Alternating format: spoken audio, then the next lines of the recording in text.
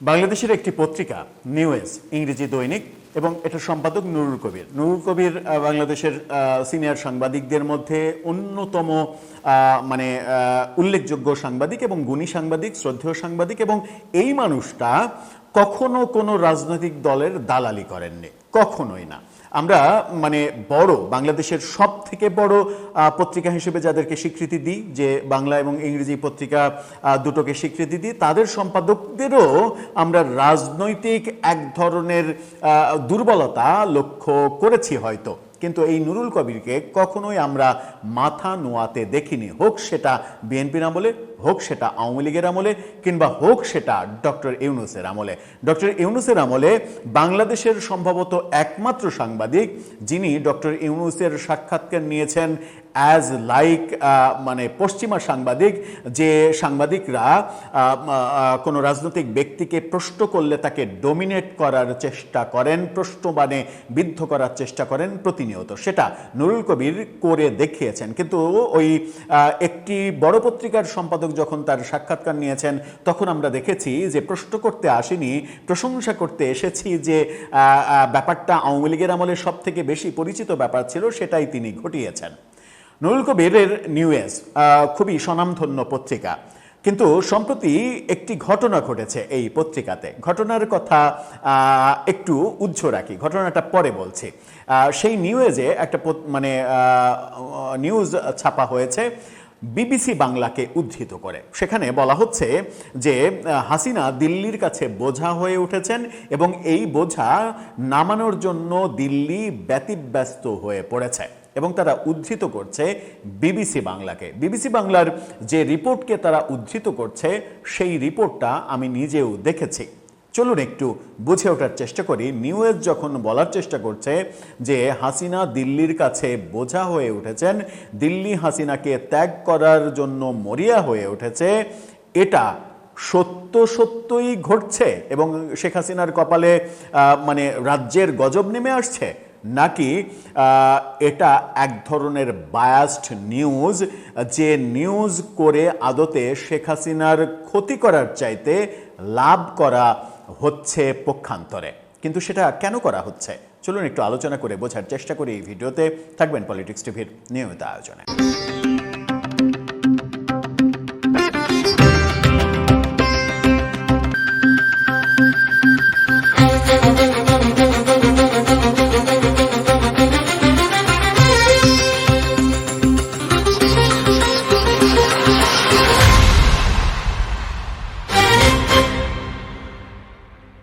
দর্শক, বলছিলাম নিউজের একটি রিপোর্টের কথা। সেই রিপোর্টে যিনি রিপোর্ট করেছেন তার নাম নেই, পত্রিকার রিপোর্ট হিসেবে চালিয়ে দেওয়া হয়েছে। সেই রিপোর্টের শিরোনামটা আপনারা দেখে নিন। সেখানে বলা হচ্ছে Hasina increasingly becoming a liability for Delhi says BBC. অর্থাৎ বিবিসি বলছে হাসিনা দিল্লির জন্য ক্রমশ বোঝা হয়ে উঠছেন। বিবিসিকে উদ্ধৃত করে এই বক্তব্যটা দেয়া হচ্ছে, নিউজের শিরোনাম এটা।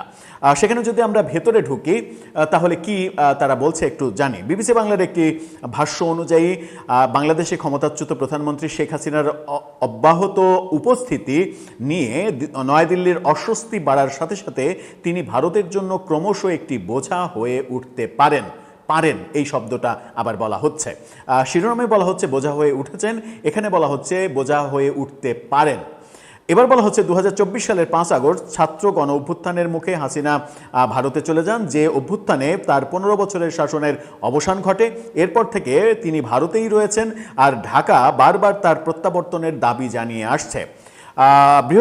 গত বৃহস্পতিবার বিবিসি তার বাংলা ইউটিউব চ্যানেলে প্রকাশিত একটি ভাষ্যে হাসিনার ভারতে আগমন বিষয়টি পুনরায় পর্যালোচনা করা হয়েছে এবং গত 2 বছরে তার প্রতি নয়াদিল্লির দৃষ্টিভঙ্গিতে কোনো পরিবর্তন এসেছে কিনা তা খতিয়ে দেখা হচ্ছে। দিল্লির উপকণ্ঠে গাজিয়াবাদের হিন্দন বিমানবন্দরে খুব কমই বাণিজ্যিক ফ্লাইট দেখা যায়, বরং বেশিরভাগই সামরিক বিমান চলাচল করে। ঠিক 2 বছর আগে আগস্টের এক বিকেলে শেখ হাসিনা একটি বাংলাদেশি সামরিক বিমানে এখানে অবতরণ করেন। রানওয়েতে তাকে স্বাগত জানান ভারতের জাতীয় নিরাপত্তা উপদেষ্টা অজিত দোভাল। অজিত দোভাল ভারতের সেকেন্ড ম্যান, এটা মনে রাখতে হবে। নরেন্দ্র মোদী প্রধানমন্ত্রী, তারপরে হয়তো আপনি স্বরাষ্ট্রমন্ত্রী, বিদেশমন্ত্রী, অনেকের নাম বলতে পারেন, কিন্তু আদতে ইন্ডিয়ার সেকেন্ড ম্যান হচ্ছেন এই অজিত দোভাল, যিনি নিরাপত্তা উপদেষ্টা। তিনি স্বাগত জানিয়েছেন শেখ হাসিনাকে। সেদিন ভারত বিপদে থাকা এক বিদেশি বন্ধুকে উষ্ণ অভ্যর্থনা জানিয়েছিল, কিন্তু আজ কি তার প্রতি দিল্লির দৃষ্টিভঙ্গি ধীরে ধীরে বদলাচ্ছে, এই প্রশ্ন করা হয়েছে। বিবিসি প্রশ্ন করছে আর নিউজ সেটাকে বলছে যে দিল্লি বদলে ফেলেছে এবং দিল্লি শেখ হাসিনাকে বোঝা ভাবছে এবং এই বোঝা সরানোর কৌশল খুঁজছে। ভাষ্যে বলা হয়েছে 5 আগস্টের দ্বিতীয় বার্ষিকীতে দিল্লি থেকে সরাসরি অনলাইন সংবাদ সম্মেলনে হাসিনার অংশগ্রহণে বাংলাদেশ ক্ষুব্ধ হয়েছে। হ্যাঁ, এটা সত্য যে 5 আগস্টের দ্বিতীয় বার্ষিকীতে দিল্লির শীর্ষ সম্মেলনে শেখ হাসিনা যেভাবে সরাসরি অনলাইন সংবাদ সম্মেলনে যোগ দিয়েছেন তাতে বাংলাদেশ খুবই ক্ষুব্ধ, এতে এমনটা বলা হয়েছে। যদিও ভারত আনুষ্ঠানিকভাবে এই ঘটনায় কোনো ধরনের সম্পৃক্ততার কথা অস্বীকার করেছে। বিবিসির ভাষ্যে বলা হয়েছে যে বাংলাদেশ বিশ্বাস করে নয়াদিল্লি হাসিনাকে ওইভাবে কথা বলার অনুমতি দিয়েছিল এবং তার মন্তব্যগুলো, বিশেষ করে ভারতীয় গণমাধ্যমকে উদ্দেশ্য করে করা মন্তব্যগুলো ভারতের পরোক্ষ সমর্থন ছাড়া সম্ভব ছিল না। প্রতিবেদন বলছে যদিও দিল্লি আনুষ্ঠানিকভাবে দাবি করেছে যে ওই ঘটনার সঙ্গে তাদের কোনো সম্পর্ক নেই, কিন্তু ঘটনা প্রবাহ থেকে বাংলাদেশ ধারণা করছে যে ভারত সরকারই তাকে এভাবে কথা বলার অনুমতি দিয়েছে। তিনি যা বলেছেন তা যা মূলত ভারতীয় গণমাধ্যমকে লক্ষ্য করে বলা, তা ভারতের মৌন সমর্থন ছাড়া বলেননি। এই যে এতক্ষণের ব্যাপারটা শুনলেন যে মানে এই রিপোর্ট বলছে যে বাংলাদেশ মনে করছে এটা ভারতের সমর্থন ছাড়া সম্ভব নয়। যে রিপোর্টে বলা হচ্ছে বাংলাদেশ মনে করছে এটা ভারতের সমর্থন ছাড়া সম্ভব নয়, সেই রিপোর্ট কি এটা বলতে পারে যে শেখ হাসিনা দিল্লির বোঝা হয়ে গেছেন, সেই বোঝা নামানোর চেষ্টা করছে, এখন দিল্লি উঠে পড়ে লেগেছে সেই বোঝা নামানোর? সর্বশেষ শুক্রবারে গতকালকেই আমরা দেখেছি যে রণধীর জয়সওয়াল, ভারতের পররাষ্ট্র মন্ত্রণালয়ের মুখপাত্র, তিনি আগের মতোই বলেছেন যে শেখ হাসিনার এই সংবাদ সম্মেলন, এটার সঙ্গে সরকারের কোনো সম্পর্ক নেই। ভারতের পররাষ্ট্র মন্ত্রণালয়ের মুখপাত্র রণধীর জয়সওয়াল তিনি কিন্তু বলেছেন, আগের কথারই পুনরাবৃত্ত করেছেন, তিনি কথা আগের মতোই বলেছেন যে এটার সঙ্গে ভারতের কোনো সম্পর্ক নেই। কিন্তু বিবিসি বারবার বলেছে যে বাংলাদেশ বিশ্বাস করে এটা ভারতের ইন্ধনেই হয়েছে, ভারত এটা করাচ্ছে। তাহলে ভারত যাকে দিয়ে এটা করাচ্ছে সেই রিপোর্টার কিভাবে বলেন যে শেখ হাসিনা দিল্লির বোঝা হয়ে গেছে, সেই বোঝা নামানোর চেষ্টা করছে? এখানে বলা হচ্ছে ভাষ্যমতে ভারতের ক্রমবর্ধমান অস্বস্তির মূল কারণ হলো বাংলাদেশে হাসিনার আইনি মর্যাদা। মূল কারণ হলো শেখ হাসিনা বর্তমানে বাংলাদেশে একটি আদালতে মৃত্যুদণ্ডপ্রাপ্ত আসামি, যাকে সে দেশের সরকার ফেরত চায়। ভারত সেই অনুরোধে সাড়া না দিয়ে চুপচাপ বসে আছে এবং এই রিপোর্টটা পুরোটাই, আপনি এই রিপোর্টটা যদি পড়েন, পুরোটাই রিপোর্টে বিবিসি বাংলার সেই ভিডিও প্রতিবেদনও আমি দেখেছি। এখানে যেটা মূল কথা বলা হয়েছে, একটা প্রতিবেদনে তো অনেক কথা বলা হয়, মূল কথা যেটা বলা হয়েছে সেটা হচ্ছে যে বাংলাদেশের ধারণা শেখ হাসিনাকে ভারত শেল্টার দিচ্ছে এবং ভারত এগুলো করাচ্ছে। অন্যদিকে ভারত বলছে কৌশলে এগুলো এড়িয়ে যাচ্ছে, না এগুলো কোনো সম্পর্ক নাই, এগুলো বেসরকারি আয়োজন, এগুলো ভারত সরকার এগুলো সমর্থন করে না, এগুলো কোনোভাবেই আমাদের সঙ্গে সম্পর্কযুক্ত নয়, এভাবে তারা এড়িয়ে যাচ্ছে।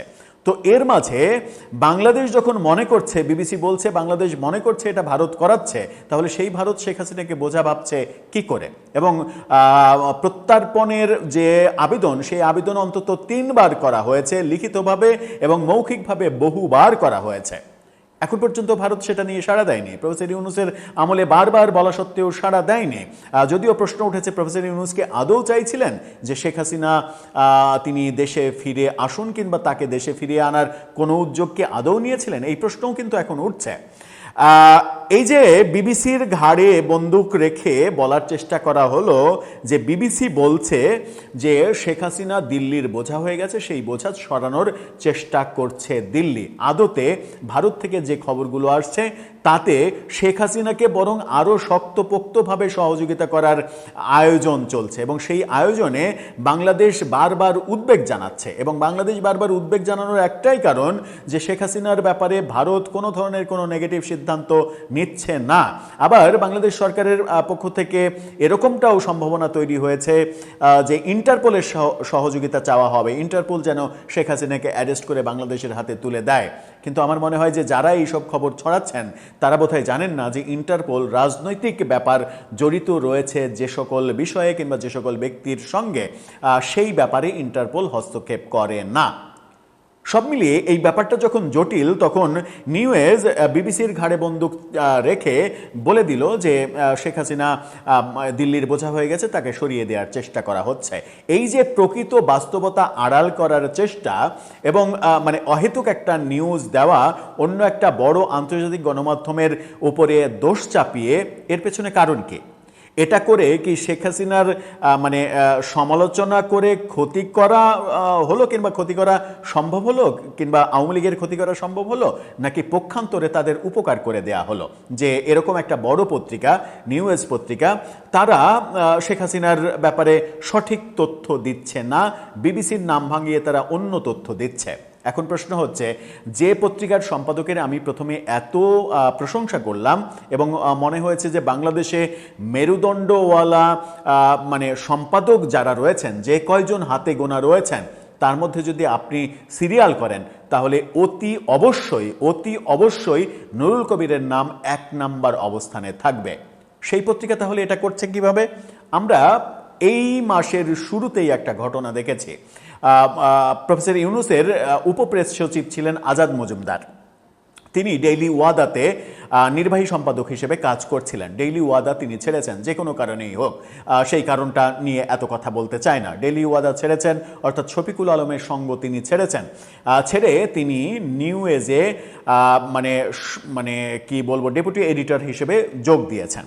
ডেপুটি এডিটর হিসেবে যোগ দেওয়ার পরেই নিউজের একাধিক নিউজ দেখা গেছে যে নিউজটা অনেকটা ডেইলি ওয়াদার মতো। ডেইলি ওয়াদা যেরকম একটা পক্ষের পারপাস সার্ভ করার চেষ্টা করছে বলে অনেকে অভিযোগ করছেন, এবং সেই অভিযোগটা মোদ্দা অর্থে এমন অবস্থায় দাঁড়াচ্ছে যে সেই পত্রিকাটা তার গ্রহণযোগ্যতা, নিরপেক্ষ গ্রহণযোগ্যতা হারিয়ে ফেলেছে প্রিন্টিং ভার্সনে আসার আগেই। সেরকম অবস্থা নিউজকেও কি করতে চান আজাদ মজুমদার? মানে আজাদ মজুমদার আসার পরেই কি এরকম নিউজ হতে শুরু করেছে, যে নিউজে সত্যের চাইতে একটা পক্ষপাতিত্ব উঠে আসবে, মানে একেবারে পরিষ্কারভাবে, যেখানে আমরা মানে সাংবাদিকতার যে নিরপেক্ষতা, সাংবাদিকতার যে আইডিওলজি, সেই আইডিওলজির বাইরে গিয়ে এক ধরনের অ্যাক্টিভিজম দেখতে পাবো। সাংবাদিকের কাজ কি অ্যাক্টিভিজম করা, নাকি সাংবাদিকের কাজ প্রকৃত তথ্যটা তুলে আনা? এবং এই যে প্রকৃত তথ্য তুলে না এনে ভুল তথ্য দিয়ে মানুষকে কনফিউজ করা, এতে করে আওয়ামী লীগের ক্ষতি করতে যে, শেখ হাসিনার ক্ষতি করতে যে প্রকারান্তরে লাভ করা হচ্ছে, অনেক বেশি উপকার করা হচ্ছে। এই উপকারগুলো হয়তো আমরা আজকে বুঝতে পারবো না, কিন্তু একদিন এই ব্যাপারগুলোই আমাদেরকে হয়তো ভোগাবে।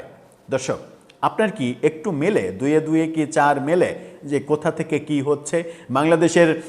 আমিই বলছি যে বাংলাদেশের 1 নাম্বার মেরুদণ্ডওয়ালা মানে সম্পাদক যদি মানে আপনি বিচার করেন, নির্বাচন করেন, তাহলে নুরুল কবিরের নাম অবশ্যই আসবে। এই মানুষটাকে কখনো এখন পর্যন্ত তার জীবদ্দশায় মাথা নত করতে দেখিনি, কিন্তু তার পত্রিকায় এরকম হচ্ছে কেন, এবং একাধিকবার এটা হচ্ছে কেন?